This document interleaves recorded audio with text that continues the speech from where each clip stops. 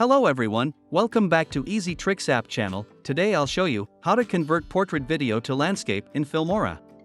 If you have any video that is in portrait mode and you want to convert it to landscape, then this video is for you. I'll be showing some easy and simple steps to do so. Without wasting any time, let's start the video. After opening Filmora, drag the video to media section.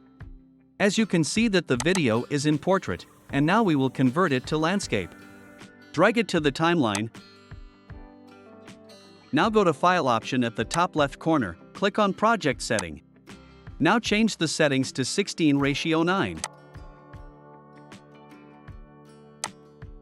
Click on the Lock option. Click on OK. Now click on Pan and Zoom option. Change the ratio to 16:9.